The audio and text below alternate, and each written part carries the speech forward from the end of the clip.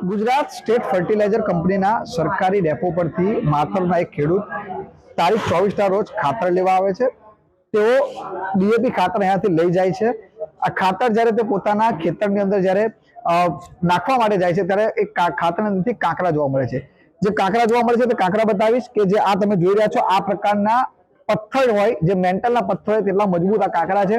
આ કાંકરા શું છે, શેના છે તે હજુ કોઈને ખબર નથી, કોઈ અધિકારીને પણ આની પાસે જવાબ નથી। પરંતુ જ્યારે આ ખેડૂતને આ સમગ્ર વેદના જે મીડિયા સામે છે ત્યારે કહે છે કે તેને ₹1301 બેગ લેખે 3 બેગ ખાતર લીધું હતું, તેને કોઈ પાકું બિલ પણ આપવામાં નહોતું આવ્યું। અને જ્યારે તેને આગળ આ જે ડેપો પર રજૂઆત કરવા માટે આવે છે ત્યારે તેને કહેવામાં આવે છે કે પોટેશિયમ છે, આ તે છે, તે ઓગળી જશે। પરંતુ ખેડૂતનો દાવો છે કે 2 દિવસ જેટલો સમય આ કાંકરા છે, આ જે ખાતર છે તેને પાણીમાં રાખ્યું, પરંતુ તેમ છતાં કાંકરા આગળ્યા ન હતા।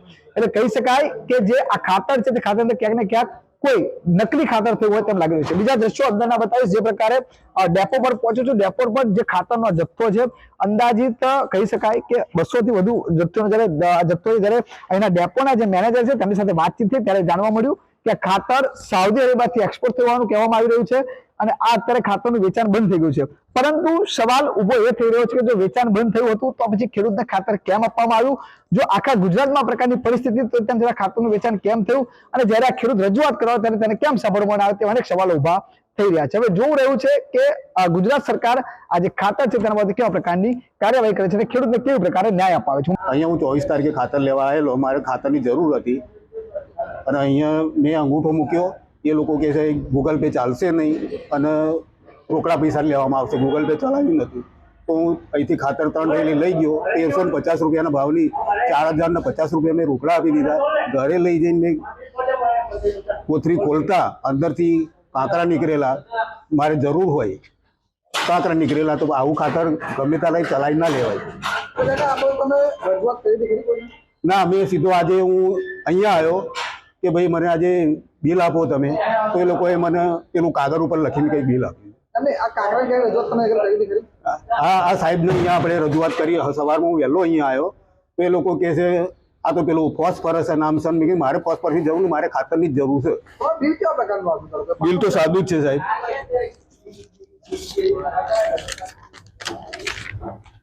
આ બિલ છે, પાકું બિલ નથી આપ્યું। શું તમારી માંગ શું છે? માંગ તે બધા ખેડૂતોને સારું ખાતર ને સારી ક્વોલિટી વાળું મળે એવી મારી અપેક્ષા છે બસ। જે ખેડૂતની શંકા છે કે જે ગાંગરા છે, મારા અભિપ્રાય પ્રમાણે જે બીજા પણ ખેડૂતોએ ખરીદી કરેલ છે, અત્યાર સુધી એક પણ એવો કેસ આવેલો નથી મારી જોડે। આ પહેલો કેસ આવેલો છે કે જે ગાંગરા છે, બરાબર, ખેડૂતને એવું કહેવું છે ગાંગરા છે, આપણે ક્વોલિટી કંટ્રોલવાળાને અહીંયા બોલાયેલા, સેમ્પલ પણ એમની હાજરીમાં લીધેલા છે। હવે જે ગાંગરા છે કે ફોસ્ફરસ છે, એ સેમ્પલ આવ્યા પછી આપણને ખબર પડશે। સાહેબ, અત્યારે તમારે તો સેમ્પલ માટે બેગ ખોલે છે, બેગમાં પણ ગાંગરા નીકળ્યા છે, બરાબર, તો આ ગાંગરા હોવા છતાં ખાતરનું વેચાણ કેમ ચાલુ? ગાંગરા એ તમે તમારી ભાષાની તમે ગાંગરા કહેવો, એ ફોસ્ફરસ છે, બરાબર છે, એની અંદર આપણે સેમ્પલ પણ લીધેલું છે। હવે એ જે પાસ થાય એનો રિપોર્ટ આવે પછી આપણને ખબર પડે કે ગાંગરા છે અથવા ફોસ્ફરસ છે। આ ખાતર ક્યાંથી આવ્યું હતું? કયું ખાતર હતું? આ ખાતર નડિયાદથી આવેલું સરદાર ડીએપી કહેવાય, જેની અંદર નાઇટ્રોજન 18% હોય, ફોસ્ફરસ 46% હોય। તમે આ ગાંગરા નીકળ્યા બાબતે ફરિયાદ મળી, તમે તમારા દ્વારા કેવા પ્રકારની કાર્યવાહી કરી? કંપનીને જાણ કરવામાં આવી ખરી?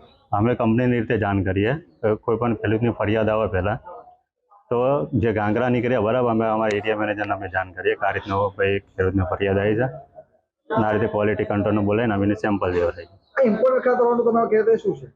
ઇમ્પોર્ટ એટલે બહારથી આયાત કરેલું ખાતર હોય।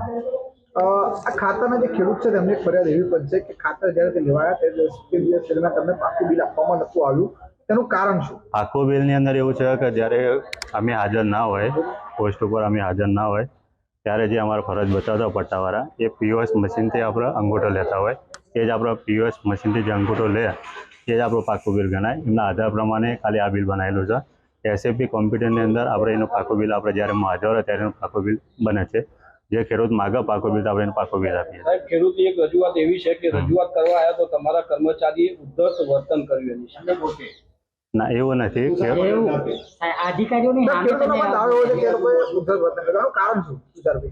કંઈ નથી। કોઈ પણ ખેડૂત આવે ફરિયાદ કરે પહેલાં એને બેહવું પડે।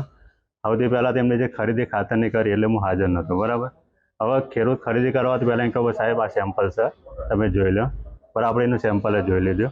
હવે એને રિપ્લેસમેન્ટ કરવાની આપણે પણ વાત કરી, પણ એમનો રિપ્લેસમેન્ટ નહોતું કરવું કે ગાંગરા તમારા છે. બેગની અંદર અત્યારે સેમ્પલ જેના અધિકારી હતા એમાં પણ ગાગરા નીકળ્યા, તમારી દેખતા તમે જોયું 100%. અંદરથી કચરો પણ નીકળ્યો છે. ઓકે. તમારા દ્વારા આગળ કેવા પ્રકારની કામગીરી કરવામાં આવશે? શું આ જ ખાતર વેચવામાં આવશે? ના, આ જ ખાતર નહીં કરવામાં આવે. ક્વોલિટી કંટ્રોલમાં જો સેમ્પલ ફેલ થશે, જથ્થો સેલ થશે. સાહેબ આપણી પાસે કેટલો જથ્થો પડ્યો છે અને 440 બેગનો જથ્થો ભરેલો છે. કેટલી બેગ વેચવામાં આવી છે? લગભગ 50 બેગ જેવી વેચાણ થઈ હશે. આજનો સ્ટોક કેટલો? આજનો સ્ટોક ઉપર લખેલો 444 બેગ.